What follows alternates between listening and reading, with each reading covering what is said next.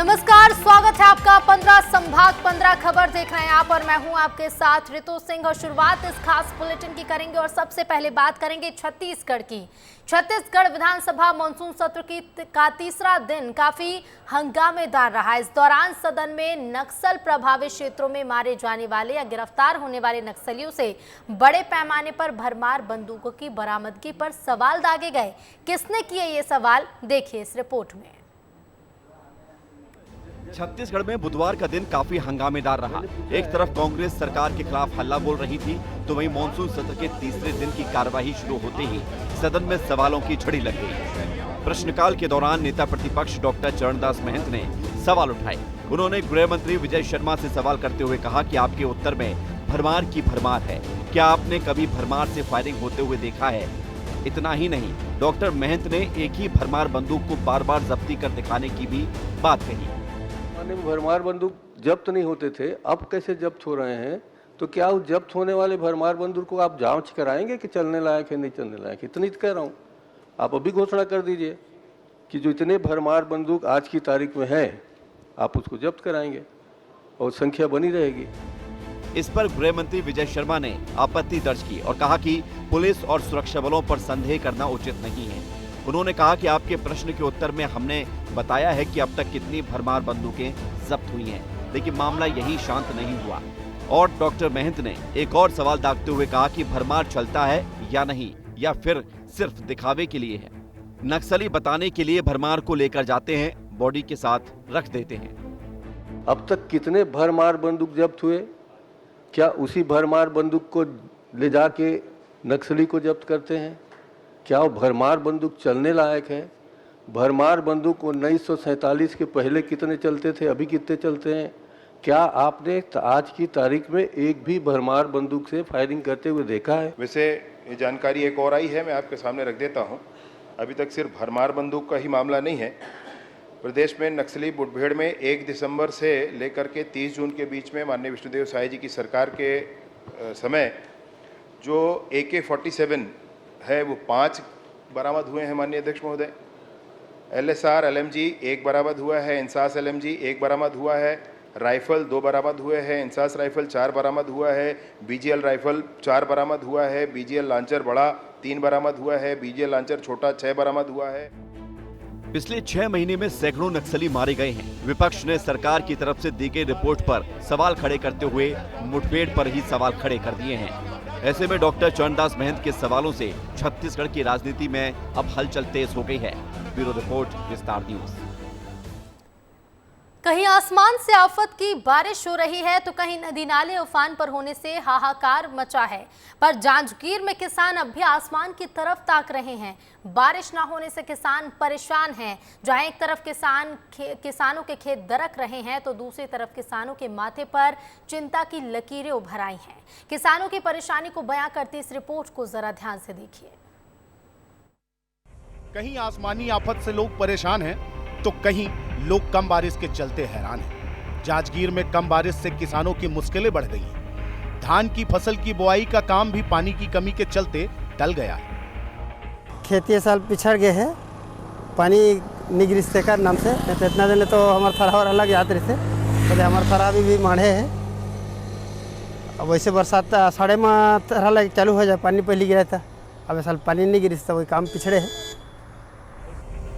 जांजगीर के खेतों में दरार पड़ने लगी है और किसानों के माथे पर चिंता की लकीरें उभरने लगी हैं। किसान कहते हैं औसत से भी कम बारिश हुई, जिससे धान की बुआई करना मुश्किल हो गया है। वहीं धान के भरोसे बैठे किसान परिवारों के सामने अब रोजी रोटी का भी सवाल खड़ा हो गया है। पानी पिछड़ गए, पानी के कारण खेती खा रहा पिछवा गए। समय पानी रतीस और समय में लगतीस, तो ये रोपा लगाई है कम से कम 15 दिन पिछड़ गई। अब पानी नहीं गिरे, अब पिछड़ के खेती है, अब हम कैसे करबो साल भर की कमाई। एक तरफ बारिश की कमी से किसान परेशान हैं, वहीं खेतों में बुआई और किसानी का काम पिछड़ने लगा है। ऐसे वक्त में उन किसानों के सामने और भी ज्यादा मुश्किल खड़ी हो गई है जो एकल खेती करते हैं, यानी एक ही फसल के जरिए साल भर की जीविका चलाते हैं। उम्मीद है आने वाले दिनों में मानसूनी बारिश किसानों के चेहरे पर मुस्कान वापस ले आएगी। और झमाझम बारिश से एक बार फिर खेत लहलहा उठे। तो देखिए एक और जहां ये तस्वीरें सामने आ रही हैं, जगह जगह बारिश हो रही है, नदी नाले उफान पर हैं, कई जगह हादसे की भी तस्वीरें सामने आ रही हैं। तो दूसरी ओर जांजगीर चांपा की आपने तस्वीरें देखी कि किसान किस तरह से परेशान हो गए क्योंकि बारिश न होने से उनकी फसलों को नुकसान पहुंच रहा और खेतों में दरारें तक आ गई हैं। चलिए आगे बढ़ेंगे और बात करेंगे एक अनोखी शादी की। भारत में शादी एक त्योहार है। कहा जाता है कि भारत में दो लोगों की नहीं बल्कि दो परिवारों की शादी होती है। भारतीय संस्कृति की शादी अब विदेशियों को भी आकर्षित करने है। ये पूरी खबर जरा ध्यान से देखिए। इन दिनों भारतीय संस्कृति विदेशियों को आकर्षित करने लगी है और वे उसे अपना भी रहे हैं। देवास के हाट पिपलिया के ग्राम पालखा में एक अनोखी शादी देखने को मिली, जहां पर फ्रांस के एक कपल ने अपनी एनिवर्सरी पर भारतीय संस्कृति से शादी रचाई। इस दौरान दूल्हा दुल्हन की तरह दोनों कपल को राजपूताना ड्रेस में तैयार किया गया। महेंद्र सिंह राजपूत के घर से दूल्हे को घोड़ी पर बैठाकर जुलूस के रूप में राम मंदिर पहुंचे। इस दौरान इस शादी को देखने के लिए ग्रामीण में काफी उत्साह देखा गया। जुलूस में ग्रामीण ढोल धमाके के साथ झूमते हुए नजर आए, साथ ही दुल्हन भी नाचती हुई नजर आई।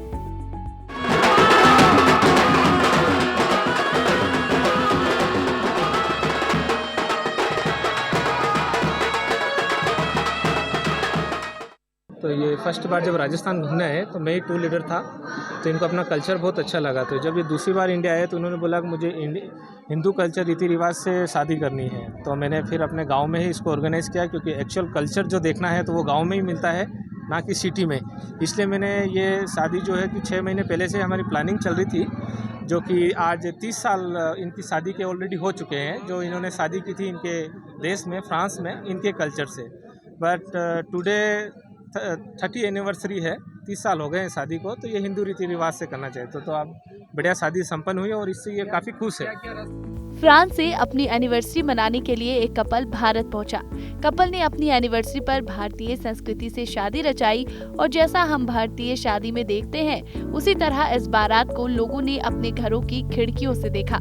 ढोल नगाड़े के बीच कपल काफी खुश नजर आया। कपल का कहना है कि भारतीय संस्कृति बहुत अच्छी संस्कृति है, इससे वो प्रभावित हुए हैं और इसके चलते एक छोटे से गाँव में भारतीय संस्कृति के अनुसार अपनी एनिवर्सरी पर शादी का आयोजन किया है। इस आयोजन में हाट पिपलिया विधायक मनोज चौधरी भी शामिल हुए। We're celebrating the renewal of our 30th anniversary, marriage anniversary, and there is no better place on earth than to celebrate it here with all of you. Thank you for your hospitality, your kindness. The Indian families are very robust and very solid and linked together. So I'm very grateful to be here to celebrate with this kind of atmosphere in India with you. ऐसा कोई पहली बार नहीं है जब किसी विदेशी couple ने भारत में आकर शादी की हो। इससे पहले कई कपल भारतीय संस्कृति को अपना भी चुके हैं। अभी हाल ही में शिवपुरी में भी एक अनोखी शादी हुई थी, जहां स्विट्जरलैंड के एक युवक को जर्मनी की युवती से स्पेन में प्यार हुआ और दोनों ने भारत में आकर शादी रचाई, जिसमें चंबल वाले बाराती बने थे। ब्यूरो रिपोर्ट, विस्तार न्यूज। आखिर ऐसा क्या हुआ कि 18 साल के रिश्ते का कत्ल कर दिया गया? और ऐसी क्या नफरत कि एक पति ने अपनी ही पत्नी को मौत के घाट उतारकर गहरे गड्ढे में किसी राज की तरह दफन कर दिया और फिर पुलिस के साथ मिलकर उसे ढूंढने की झूठी कोशिश करता रहा। लेकिन कैसे परत दर परत जुर्म का सच सामने निकल कर आया, जानने के लिए ये रिपोर्ट देखिए। मध्य प्रदेश के ग्वालियर की डबरा पुलिस ने महिला की हत्या की गुत्थी सुलझा दी है। पति ने ही अपनी पत्नी की हत्या की थी और मर्डर के बाद शव को खेत में दफना दिया था। इसके बाद खुद थाने में पत्नी की गुमशुदगी की रिपोर्ट दर्ज कराई। 2 हफ्ते तक महिला की तलाश में परेशान पुलिस आखिरकार कातिल पति तक पहुंच ही गई। ये पूरा मामला बिलौआ थाना क्षेत्र का है। जानकारी के मुताबिक मुरैना हाउसिंग बोर्ड कॉलोनी की रहने वाली प्रगति यादव का विवाह जोराशी के रहने वाले सोनू यादव से लगभग 18 साल पहले हुआ था। दोनों के 2 बच्चे भी हैं जो बाहर रहकर पढ़ाई कर रहे हैं। बताया जा रहा है कि करीब 1 साल से प्रगति और सोनू दोनों के बीच अनबन भी चल रही थी, जिसकी शिकायत प्रगति और उसके घर वालों ने कई बार बिलौआ थाने में भी की थी। भतीजी है, तो वो जोरासी भी आई थी, तो वो क्या है कि उसका पता चला था हमें सुबह आज कि लड़की का मर्डर हो गया। हाँ, दफना दिया गया ये बता रहे हैं। तो अभी क्या है कि पुलिस जाएगी तब उसको सब निकालेगी। पुलिस कह रही है कार्रवाई करेंगे, अपने हिसाब से जाएंगे, सब सुबह के बैठे यहाँ पर।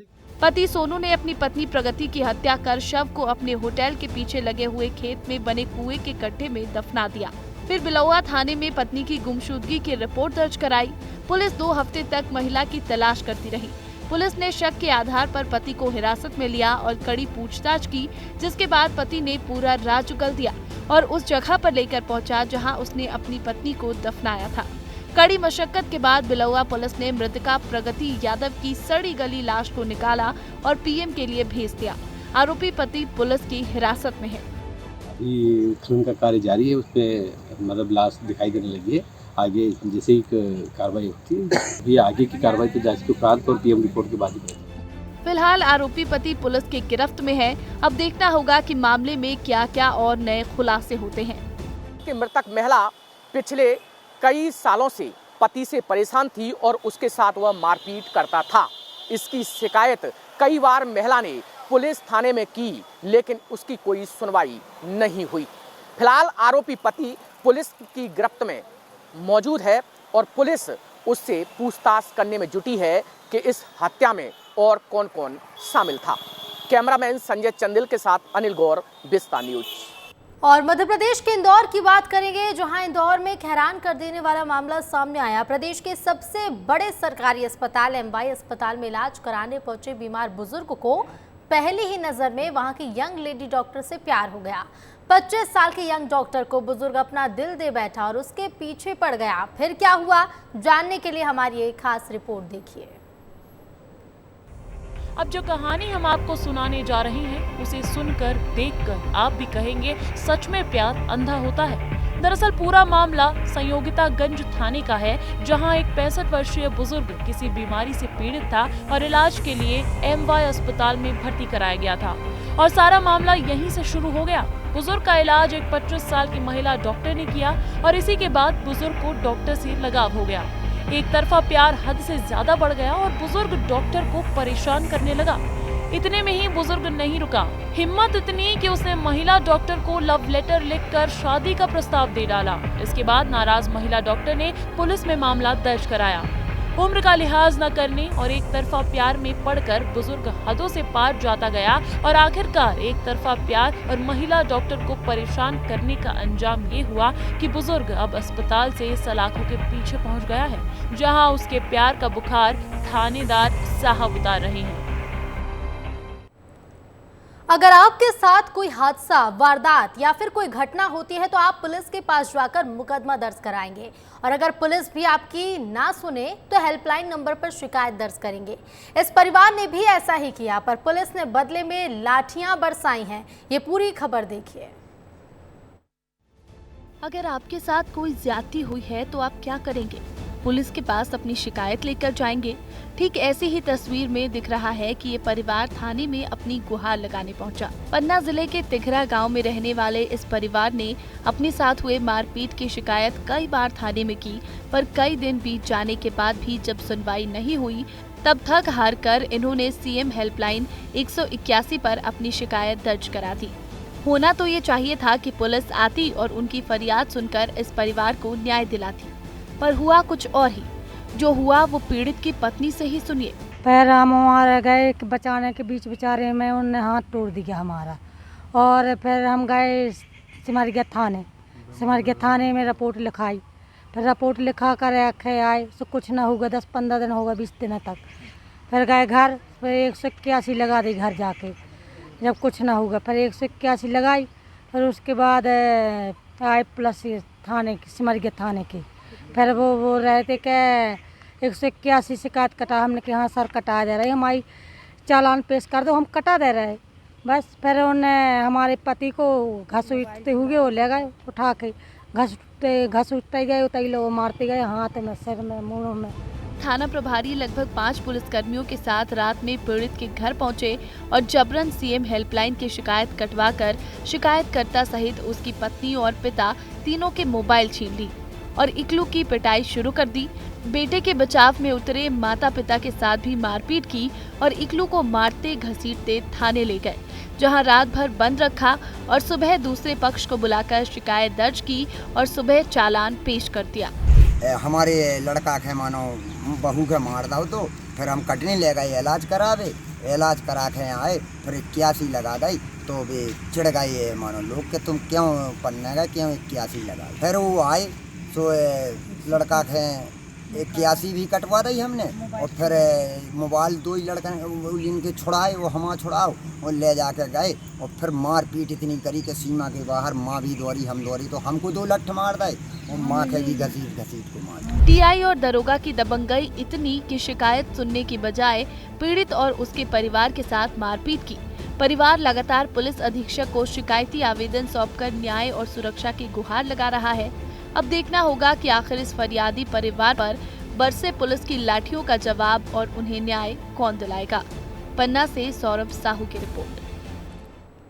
तो देखा आपने कि एक गरीब परिवार जो अपनी शिकायत लेकर थाने पहुंचा तो ना थाने में उसकी सुनवाई हुई, और जब सीएम हेल्पलाइन में इसकी शिकायत की गई तो उल्टा इसका निराकरण करने की बजाय पुलिस ने इस परिवार पर ही लाठियां बरसा दी। अब देखना होगा कि अगर पुलिसकर्मी इस तरह की दबंगई दिखाएंगे तो पुलिसकर्मियों पर क्या कुछ कार्रवाई होगी। चलिए आगे बढ़ेंगे। सरकारी स्कूल में पढ़ाने वाले शिक्षकों की लापरवाही और गैर हाजिरी के किस्से तो हम सुनते ही रहते हैं, पर आज हम आपको एक ऐसे सरकारी स्कूल के शिक्षक की पहल को बताएंगे जिस की तारीफ आप जरूर करेंगे। देखिए इस रिपोर्ट में।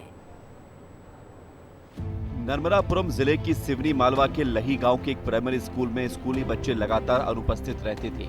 कोई बच्चा स्कूल नहीं आता था। ये समस्या देखते हुए बच्चों को स्कूल लाने के लिए शिक्षक संजू बारंगी ने एक अनूठा काम किया। शिक्षक गांव में ढोल बजाकर बच्चों के घर घर पहुंचने लगे। जो बच्चा अनुपस्थित रहता, शिक्षक संजू उनके घर के बाहर ढोल बजाते और उसे अपने साथ लेकर स्कूल जाते, जिसे देखकर गांव के लोग भी खुश हैं और शिक्षक संजू को प्रोत्साहित कर रहे हैं। इस पहल से जो बच्चे स्कूल नहीं आते थे, अब सभी बच्चे स्कूल आने लगे हैं। अभी भी यदि कोई बच्चा स्कूल नहीं पहुंचता है तो शिक्षक ढोल लेकर उसके घर पहुंच जाते हैं।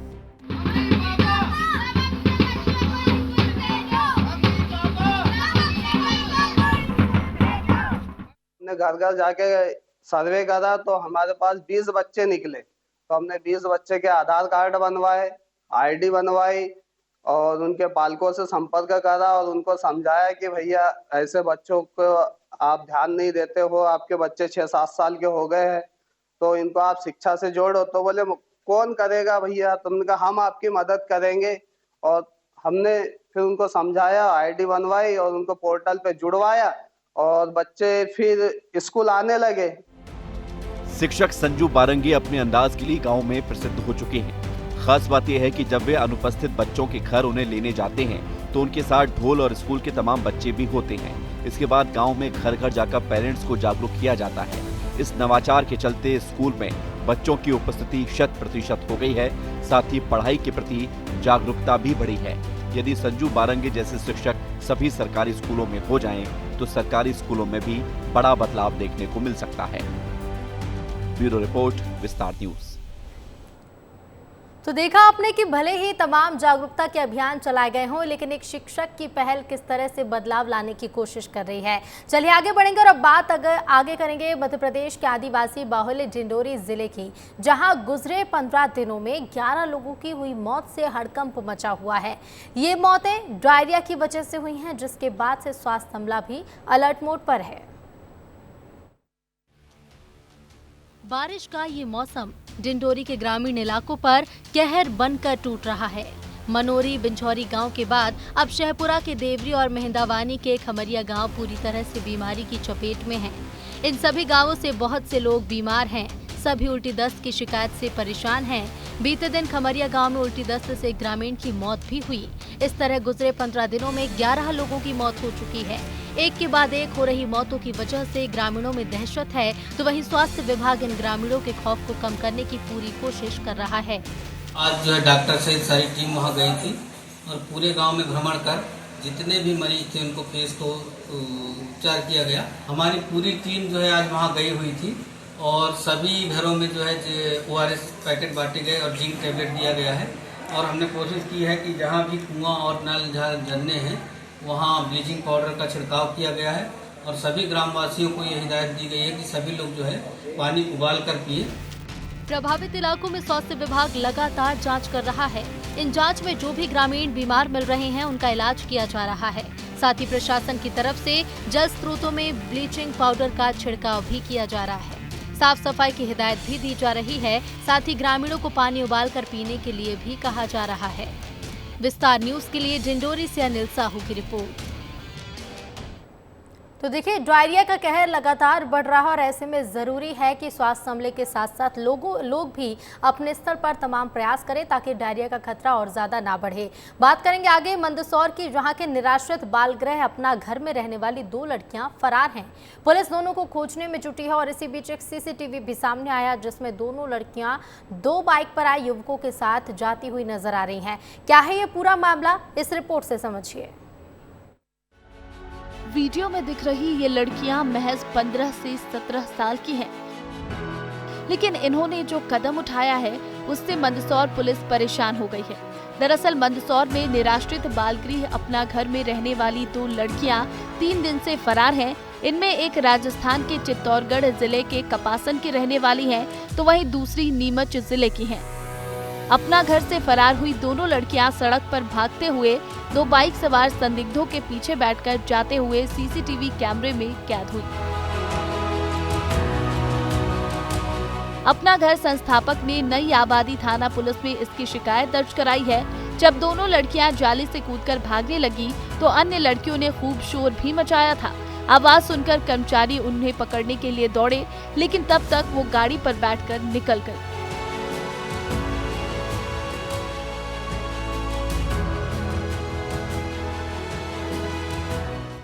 एक बार इन्होंने भागने की कोशिश की तो हमने विफल कर दी थी, उसको पकड़ लिया था और नहीं जा पाई। लेकिन दूसरी बार वो यहाँ से निकल गई। सवेरे सवेरे का समय था, जैसे वो नीचे आई ऊपर से और तार फेंसिंग से कूद के और निकल गई बाहर। वहीं CCTV फुटेज के आधार पर पुलिस ने अपहरण की धाराओं में मामला दर्ज कर जांच शुरू कर दी है।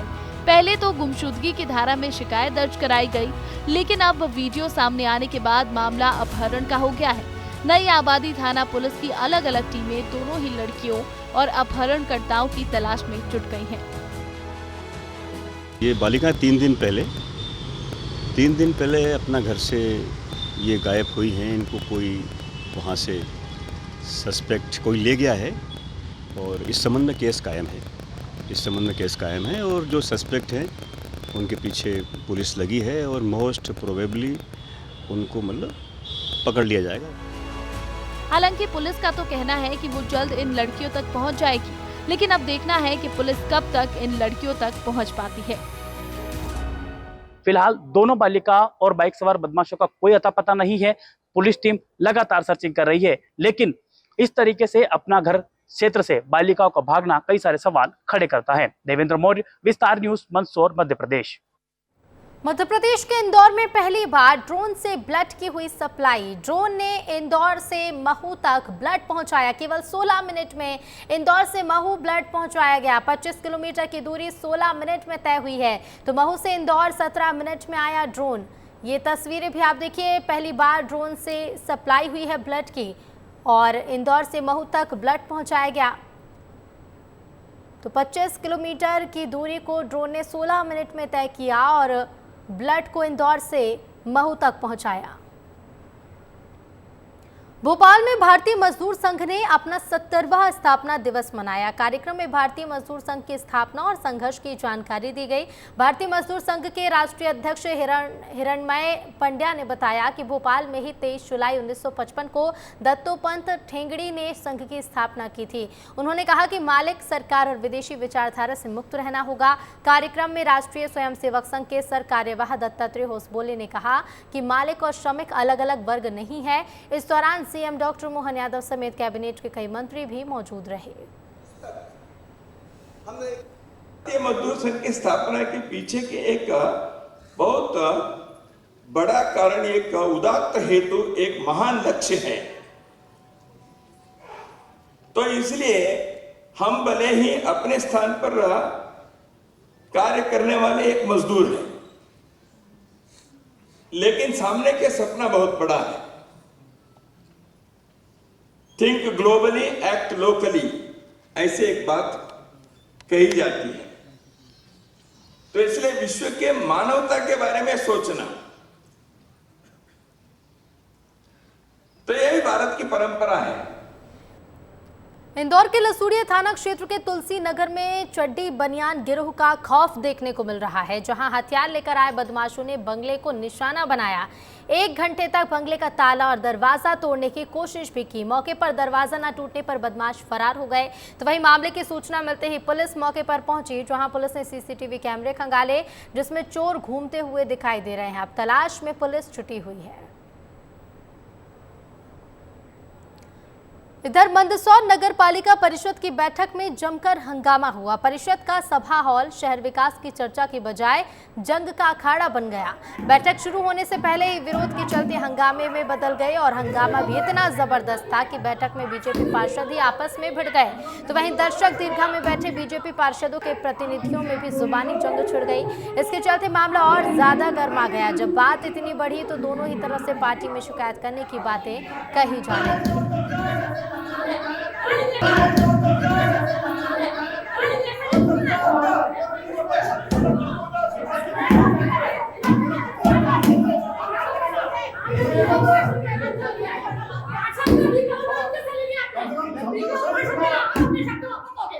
मैं आगे फ्रंट रो में बैठा था, पीछे से उन्होंने कुछ गाली गलौज करने की आवाज़ आई, बोले ऐसे लोग हैं ऐसे लोग हैं।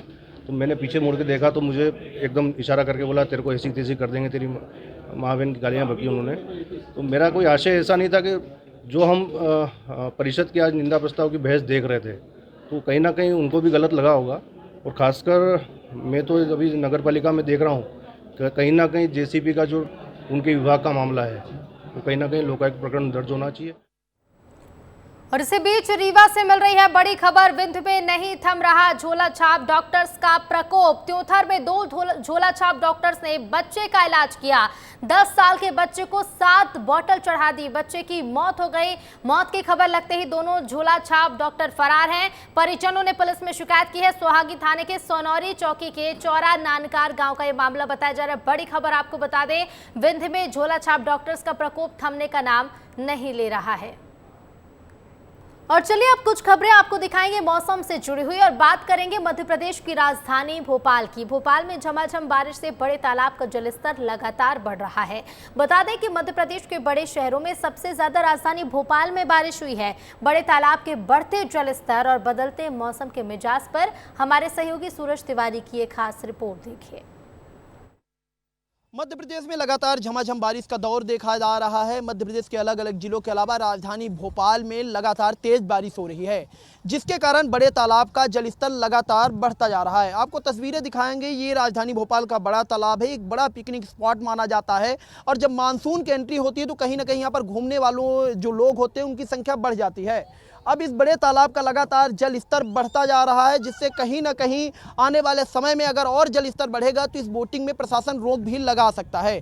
जिस तरह से मानसून के एंट्री के बाद राजधानी भोपाल में लगातार बारिश हो रही है, यही कारण है कि भोपाल का जो बड़ा तालाब है उसका जल स्तर लगभग अब जो इसकी मानक वो है उससे केवल 5 फीट कम रह गया है।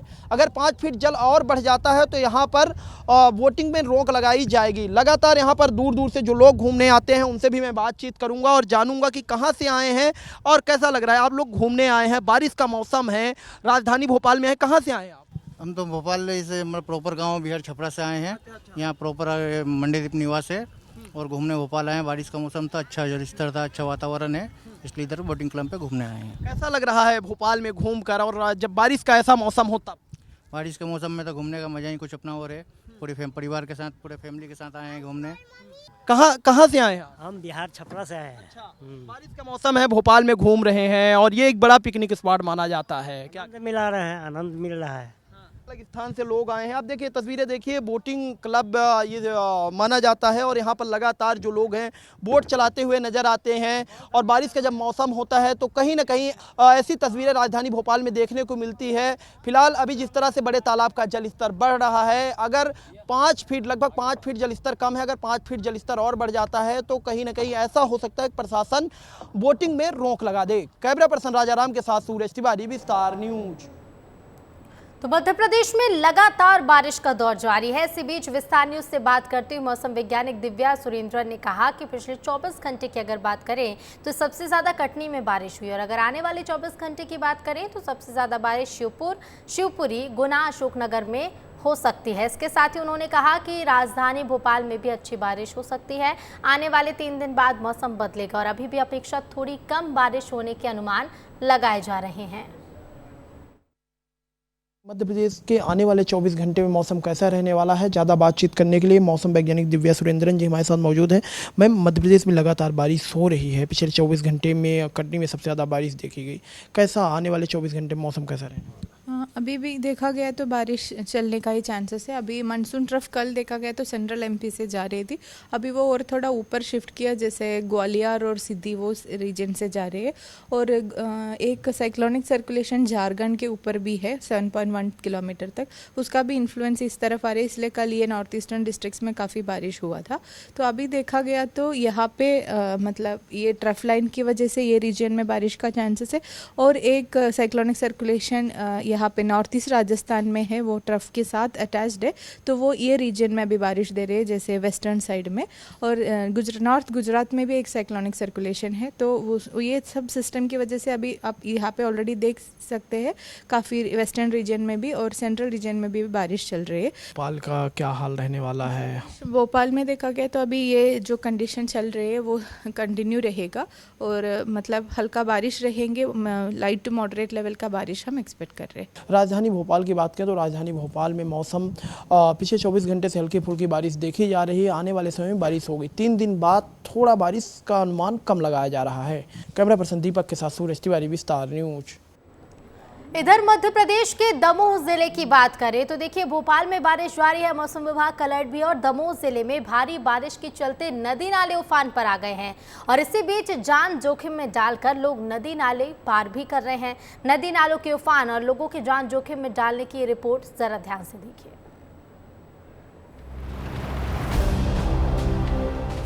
आसमान से बरसती आफत, खतरे में जान डालते लोग,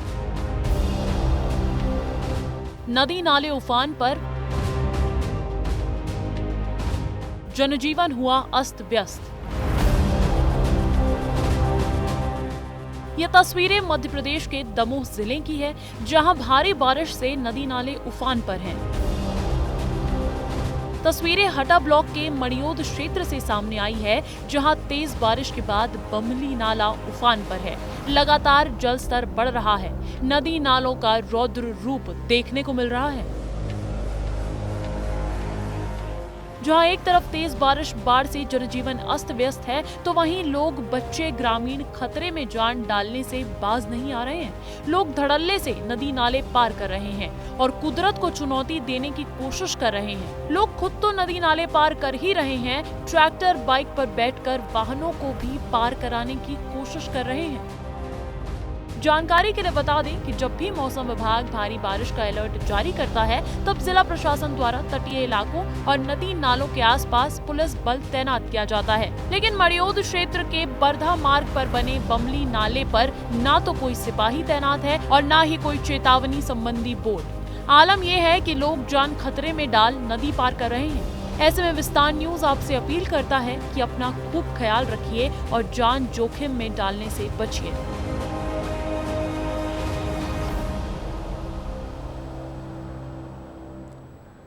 तो देखिए आपने दमोह की तस्वीरें कि किस तरह से लोग लापरवाही बरत रहे हैं। बार बार प्रशासन यही अपील कर रहा है लोगों से कि अगर जलभराव जैसी स्थिति बन गई है या फिर नदी नाले उफान पर है तो ऐसे में पुल और पुलियों को पार ना किया जाए। लेकिन उसके बावजूद भी हम इस तरह की तस्वीरें देखते हैं कि लोग अपनी ही जान को जोखिम में डाल रहे हैं और नदी नाले पार कर रहे हैं। कई हादसे की तस्वीरें भी सामने आ चुकी, लेकिन उसके बाद भी लोग सबक नहीं ले रहे। इधर बात मध्य प्रदेश के सागर की करें तो सागर में पिछले 72 घंटे से मूसलाधार बारिश जारी है। रुक रुक कर हो रही बारिश से जनजीवन यहां भी अस्त व्यस्त हो गया है। बारिश से जिला अस्पताल में भी पानी भर गया है, साथ ही रहवासी इलाके समेत घरों में भी पानी भरा है। मामले की सूचना मिलते ही एसडीआरएफ की टीम मौके पर पहुंची है और इसके साथ ही 2 लोगों का रेस्क्यू कर मवेशियों को भी बाहर निकाला गया। तो सागर में देखिए गली मोहल्लों में लोगों के घरों में तो पानी भरा ही है, लेकिन इसके साथ साथ अस्पताल की स्थिति भी कुछ ऐसी हो गई है। हर वार्ड में पानी भरी हुई तस्वीर सामने आई। और मध्य प्रदेश के कटनी जिले की बात करें तो कटनी जिले के ढीमरखेड़ा ब्लॉक में मोरी नदी उफान पर है। एहतियात के तौर पर पुलिस ने यहां नदी से लगे 24 से ज्यादा घरों को खाली भी कराया।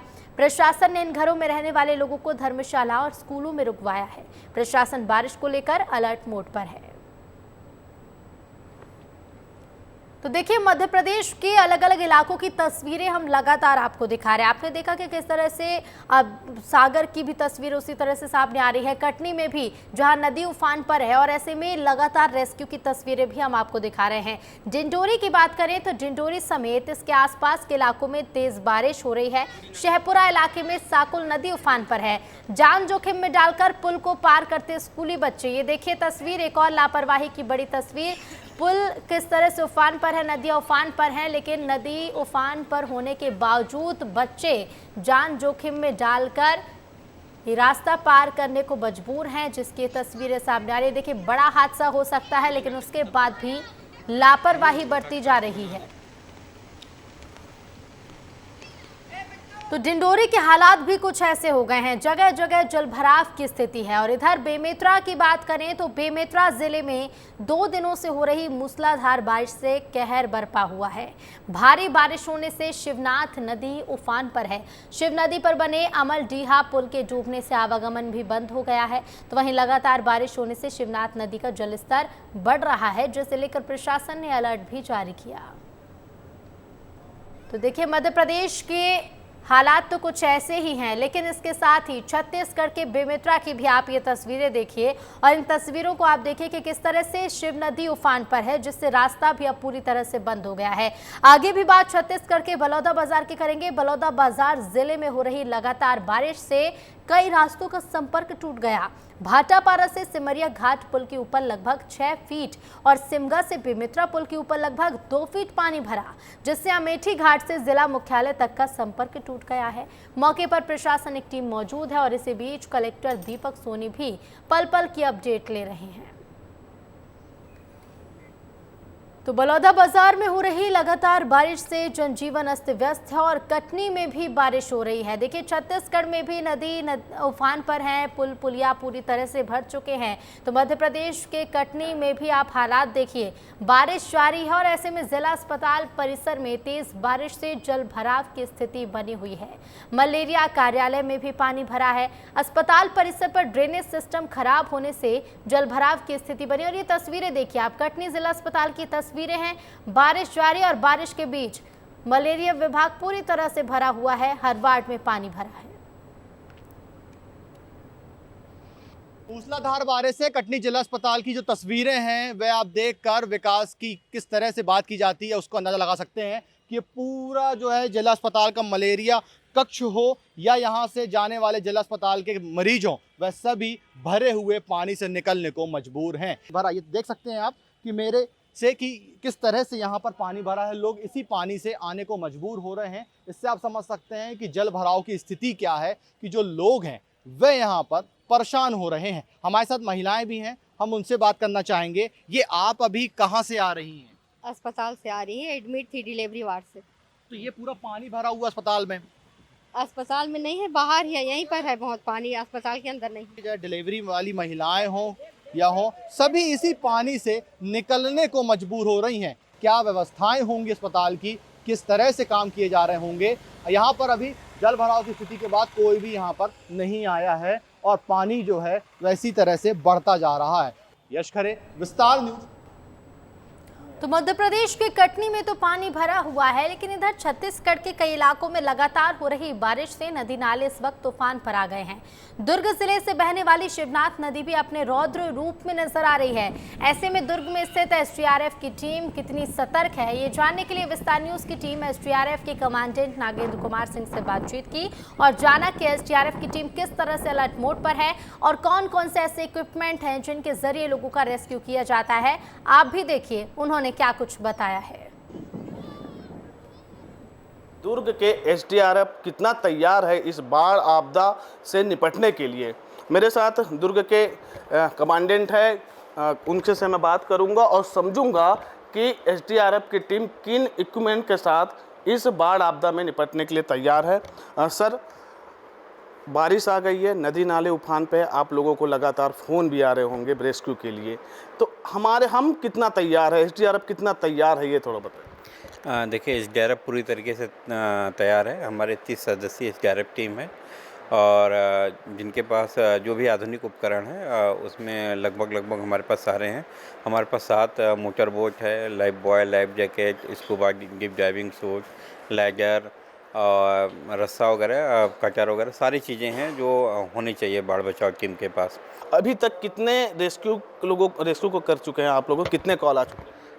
देखिए, 2 मेजर आए थे जिसमें 12 लोग फंसे हुए थे। एक चंगोरी गांव है, अभी कल ही हुआ है। इसके पहले 2 दिन पहले थानोद गांव में 10-12 लोग फंसे थे, उनको हमने सुरक्षित रेस्क्यू किया है।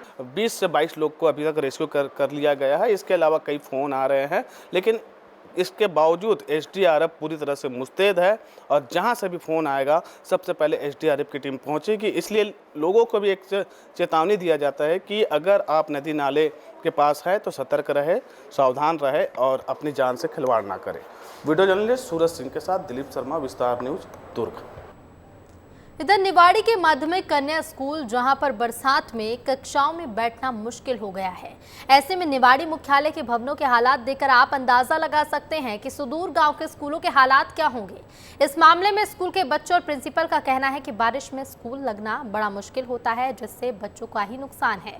जिले के अधिकारी स्कूल का निरीक्षण रोज कर रहे हैं, इसके बावजूद भी स्कूलों के भवनों की हालत बदतर नजर आ रही है, क्योंकि इस ओर जिम्मेदार अधिकारी कोई भी ध्यान नहीं दे रहे। मध्य प्रदेश के दमोह जिले में भारी बारिश के चलते नदी नाले उफान पर है। ताजा तस्वीरें हट्टा ब्लॉक के मड़ियादो क्षेत्र से सामने आई, जहां भारी बारिश के चलते बरधा मार्ग पर बना बमनी नाला उफान मार रहा है। नाले का जलस्तर लगातार बढ़ रहा है और बावजूद इसके लोग जान जोखिम में डालकर नाले को पार कर रहे हैं। इन तस्वीरों में आप साफ तौर पर देखिए कि आखिर किस कदर ग्रामीण स्कूली बच्चे बेखौफ होकर नाले को पार कर रहे हैं। कहते हैं कि पन्ना की जमीन में रहने वाले आदमी की किस्मत कब पलट जाए इसका भरोसा नहीं, कब दर दर भटकते आदमी को पन्ना की जमीन फर्श से अर्श तक पहुंचा दे इसका भी भरोसा नहीं है। पन्ना की जमीन हीरे उगलती है और जब किसी गरीब मजदूर को हीरा मिलता है तो फिर उसके बाद क्या होता है, उसकी किस्मत और हालात दोनों बदल जाते हैं। और इस बार किस्मत चमकी है राजू और उसके परिवार की, उन्हें भी हीरा मिला। पूरी कहानी जानने के लिए जरा इस रिपोर्ट को देखते चलिए। कहते हैं पन्ना की जमीन एक दिन में रंग को राजा बना सकती है। किस्मत के ताले अगर खुल जाएं तो रातों रात आदमी फर्श से अर्श तक पहुंच सकता है।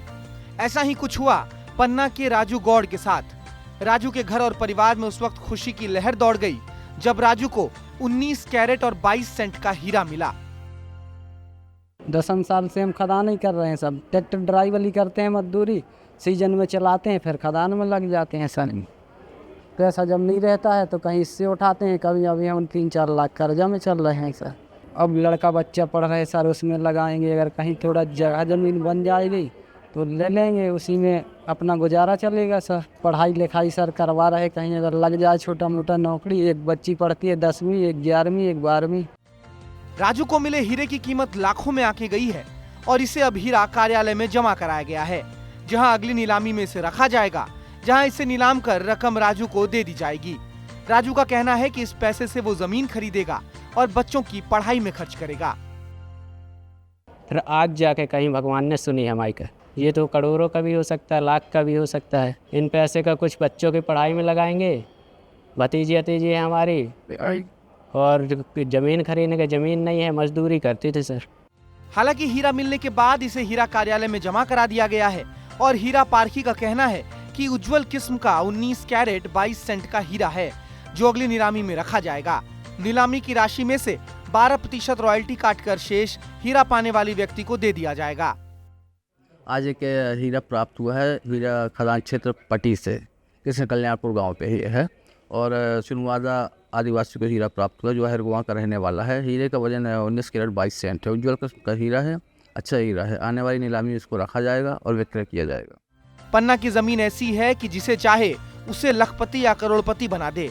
उम्मीद है हीरे से मिली रकम से राजू की जिंदगी बदलेगी और उसके बच्चों को अच्छी शिक्षा मिल पाएगी। ब्यूरो रिपोर्ट, विस्तार न्यूज। और अब बात छत्तीसगढ़ की एक बार फिर से करेंगे। किसान हर साल अपने क्षेत्र के तहत आने वाली सोसाइटियों से खेती करने के लिए कर्ज लेते हैं, जिससे किसान खेती का काम आसानी से कर सके। लेकिन खोबा समिति के मरकाकसा के किसानों ने आरोप लगाया है कि किसानों ने 50,000 रुपये और अलग अलग राशि का लोन सोसाइटी से लिया था, लेकिन अब कई किसानों का लोन कर्ज पूरा चुकाने के बाद भी 2 से 3 लाख रुपए दिख रहा है। इस मामले को लेकर मरकाकसा गाँव के किसानों ने कलेक्ट्रेट पहुंचकर ज्ञापन दिया और जाँच की मांग की है। सिवनी तहसील के जोराबाड़ी गांव से खबर सामने आ रही है। तेज बारिश के कारण इस गांव में बाढ़ जैसे हालात पैदा हो गए थे, जिसके कारण गांव की गर्भवती महिला समय पर अस्पताल नहीं पहुंच सकी। महिला की डिलीवरी घर पर ही करनी पड़ी और इसके साथ ही आपको बता दें कि बाढ़ जैसे हालातों के कारण डॉक्टर भी महिला तक नहीं पहुंच पा रहे थे और ऐसे में डॉक्टर्स ने वीडियो कॉल के जरिए गाँव की दाई को डिलीवरी करने के निर्देश दिए। दाई ने फोन पर प्राप्त निर्देशों से सुरक्षित डिलीवरी कराई। महिला ने जुड़वा बच्चों को जन्म दिया है। लोगों को ये वाकया आमिर खान की पॉपुलर फिल्म 3 इडियट्स की याद दिला रहा है। इधर बुरहानपुर में विस्तार न्यूज की खबर का बड़ा असर हुआ है। यहाँ की ऐतिहासिक और पुरातात्विक महत्व की धरोहरों में शुमार काला ताजमहल तक पहुंच सड़क को बनाने को लेकर प्रशासन हरकत में है। जिला कलेक्टर भव्या मित्तल ने इस मामले को गंभीरता से लिया और सड़क बनाने के लिए पर्यटन विभाग की स्वदेश दर्शन योजना के तहत प्रस्ताव भी भेजा है। इसमें काला ताजमहल तक पहुंच बनाने के लिए सड़क बनाने को प्राथमिकता से मंजूरी की बात लिखी गई। जल्दी मंजूरी मिलते ही सड़क को बनाया जाएगा। बुरहानपुर का काला ताजमहल देश विदेश में मशहूर है। इसे देखने के लिए पूरी दुनिया से लोग पहुंचते हैं, लेकिन यहां तक पहुंचने के लिए सड़क न होने से लोगों को काफी दिक्कतों का सामना करना पड़ता है। हमने अपने खास कार्यक्रम विस्तार विशेष में इस मुद्दे को प्रमुखता से उठाया था, जिस पर प्रशासन ने फौरन संज्ञान लिया।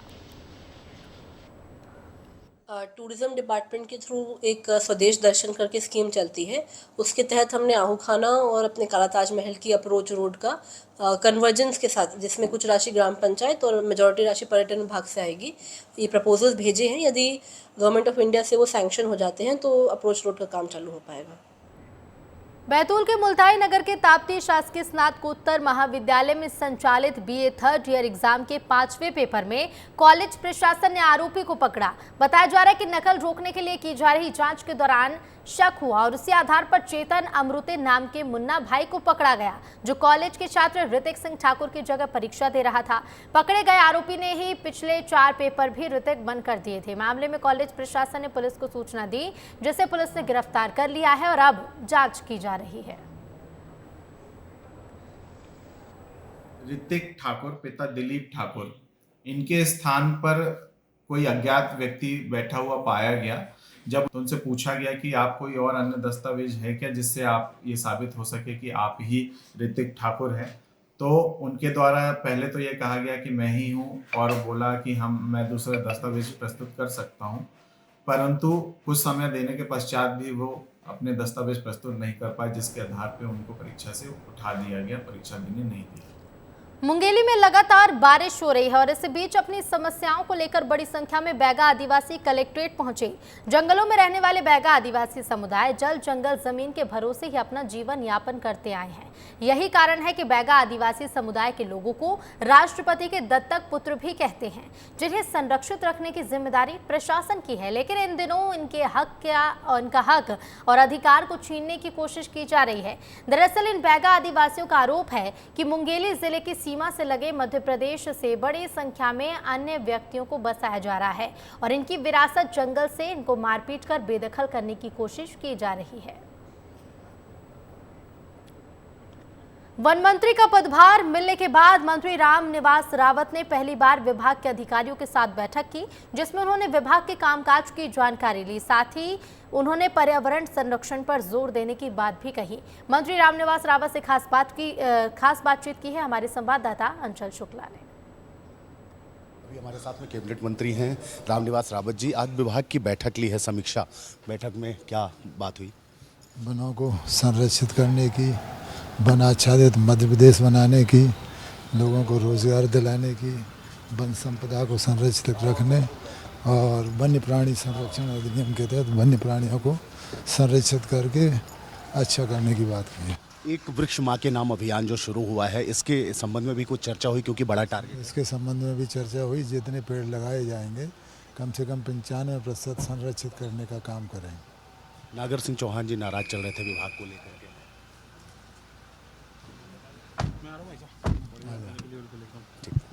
तो ये थे रामनिवास रावत जी, जो कि बता रहे हैं कि किस तरीके से एक वृक्ष माँ के अभियान नाम को उसकी समीक्षा की जा रही है और उसमें काम बहुत तेज़ी से चल रहा है। साथ में आज विभाग की समीक्षा बैठक ली है और अधिकारियों को दिशा निर्देश दिए हैं। कैमरा पर्सन नागेंद्र के साथ अंचल शुक्ला, विस्तार न्यूज़। और इसी के साथ 15 संभाग 15 खबर में फिलहाल इतना ही। देखते रहिए विस्तार न्यूज़। नमस्कार।